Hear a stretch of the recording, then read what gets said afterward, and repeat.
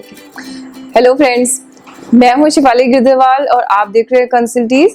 और आज अपने इस वीडियो में मैं कुछ इंपॉर्टेंट पॉइंट्स कवर करूंगी जो स्मॉल ट्रेडर्स को, यानी कि जो स्मॉल ट्रेडर्स हैं या जिनको लगता है कि वो स्मॉल ट्रेडर्स हैं, भले वो नहीं भी हैं, उनको इम्पॉर्टेंट ध्यान रखने हैं जीएसटी में।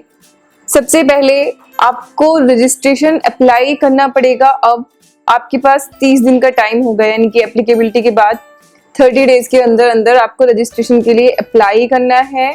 फाइनलाइज होने के बाद आप रिवाइज्ड इनवॉइस भी इशू कर सकते हैं। तो अगर आपकी टर्नओवर 20 लाख से ज़्यादा है तो आपको अभी अप्लाई करना होगा जीएसटी में फ्रेश रजिस्ट्रेशन के लिए। 20 लाख देखने के लिए आपको क्या क्या ऐड करना है। अब दूसरी इंपॉर्टेंट चीज़ ये तो याद रखना, उसमें सारी एग्जेम्प्टेड, टैक्सेबल या आप जिस भी तरह की सप्लाई कर रहे हैं।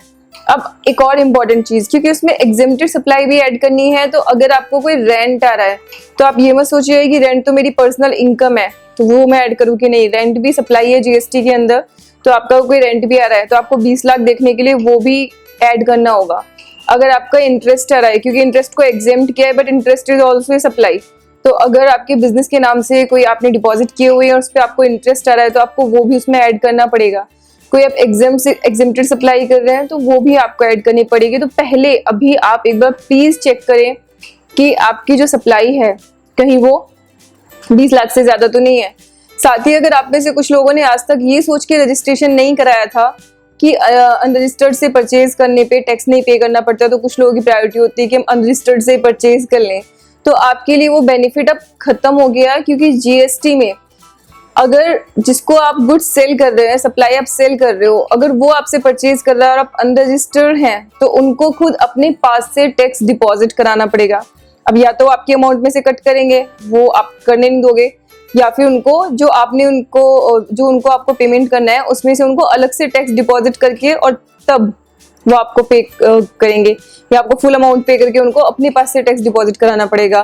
तो इस केस में जो एक बेनिफिट पहले मिलता था वो बेनिफिट अब नहीं रहेगा। तो इसलिए हो सकता है कि आप लोगों से परचेज करना काफी सारे डीलर्स पसंद नहीं करें, या आप लोगों की परचेज, आप लोगों की सेल अब उसकी वजह से हिट हो जाए। तो आपके लिए फिर बेनिफिशियल यही है कि आप रजिस्ट्रेशन ले लें, क्योंकि रजिस्ट्रेशन लेने से वो लॉस नहीं रहेगा। जो आपका रिसिपिएंट है, जो लोग आपसे परचेज कर रहे हैं, वो इजीली आपसे परचेज कर लेंगे। साथ में अब जो आपका करंट स्टॉक है, तो अब जब आप रजिस्ट्रेशन लेके जाएंगे जीएसटी में, मतलब आप नया रजिस्ट्रेशन लेके भी जाएंगे जब जीएसटी में, तो भी आपके पास जो अभी इनपुट का स्टॉक पड़ा होगा, आपको उस पे अगर वैट के पेपर्स हैं आपके पास तो उसका भी क्रेडिट आपको मिल जाएगा। जो इनपुट आप लेके जाएंगे सिर्फ इनपुट का, यानी कि जो आपके पास माल पड़ा हुआ है सिर्फ उसका आपको बेनिफिट जीएसटी के अंदर मिल जाएगा। अब नेक्स्ट क्वेश्चन अराइज होता है कि सबसे बड़ा बर्डन है लोगों पे कि हम कंप्लायंस कैसे करें। तो आपको कंपोजिशन लेवी भी जीएसटी में दी गई है। कंपोजिशन लेवी का मतलब है कि जो स्मॉल ट्रेडर्स के लिए ही है। तो अगर आपकी जो टर्नओवर है, यानी कि आपकी साल भर की सेल अगर 75 लाख यानी 75 लाख से कम रहने वाली है, लास्ट ईयर में भी कम है, तो उस केस में आप लोग क्या कर सकते हैं, आप कंपोजिशन लेवी में जा सकते हैं।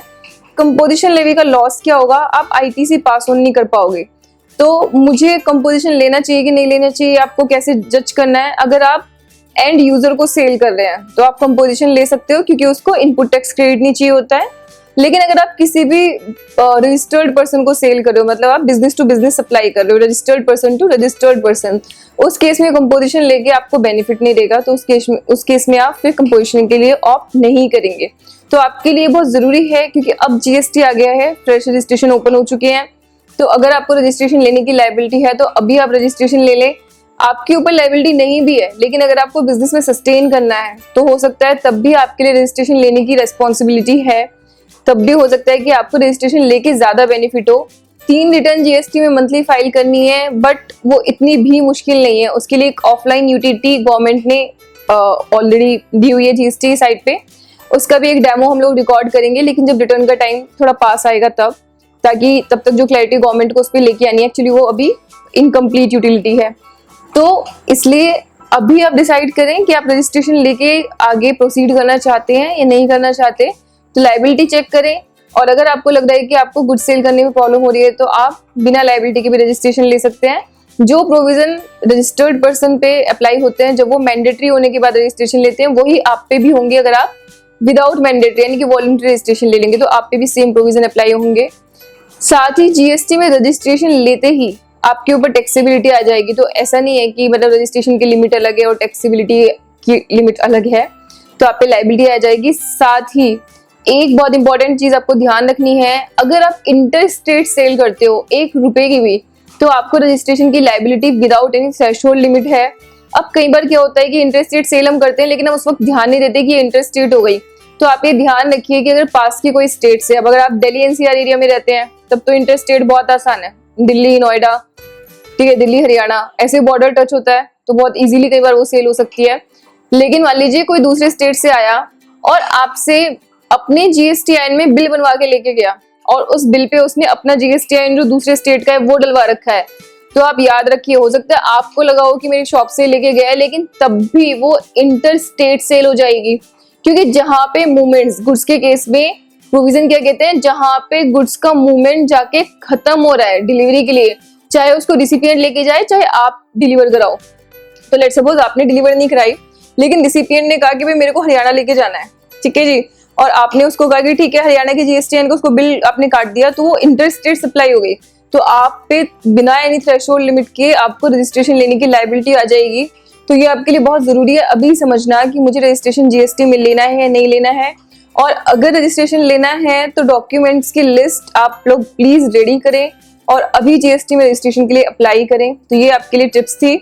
और साथ ही मैंने आपको बताया कि रजिस्ट्रेशन लेना कई बार आपके लिए ज्यादा बेनिफिशियल भी हो सकता है बिजनेस में सस्टेन करने के लिए भी, क्योंकि ज्यादा से ज्यादा बायर्स आपसे परचेज करने की कोशिश करेंगे। साथ में जब आपने रजिस्ट्रेशन नहीं ले रखा है तो आप अपनी सेल पे टैक्स नहीं लगाते, लेकिन आप इनपुट टैक्स क्रेडिट भी अवेल नहीं करते, ठीक है। अब आप ये सोचिए कि पहले से कंडीशन अब चेंज कैसे हो गई है कि पहले आप सेल पे टैक्स नहीं चार्ज कर रहे थे, आप आईटीसी भी नहीं ले रहे थे, तो ठीक है आपको आईटीसी बच रहा था, आपको टैक्स भी नहीं लग रहा था। लेकिन अब अगर आप आईटीसी नहीं ले रहे हैं और आपने रजिस्ट्रेशन नहीं करा रखा तो सेल पे आप टैक्स नहीं लगा रहे, लेकिन जो आपका बायर है उसको फिर भी उस पर टैक्स देना पड़ रहा है, लेकिन आप आईटीसी भी नहीं ले पा रहे।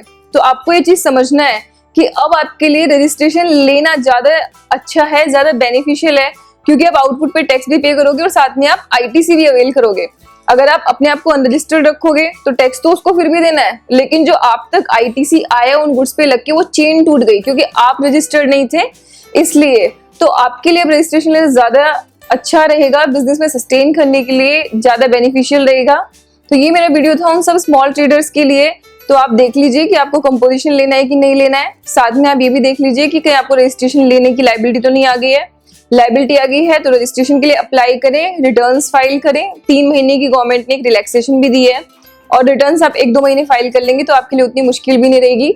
साथ में अब आप आईटीसी भी यूटिलाइज कर पाओगे तो उल्टा आपके आउटपुट पे आपको बेनिफिट ही होगा। तो with this I am closing this video. Thank you so much all of you for watching our channel.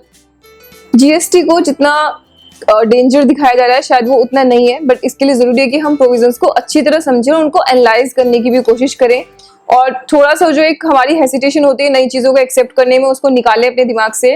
तो इसी के साथ thank you so much for watching this video.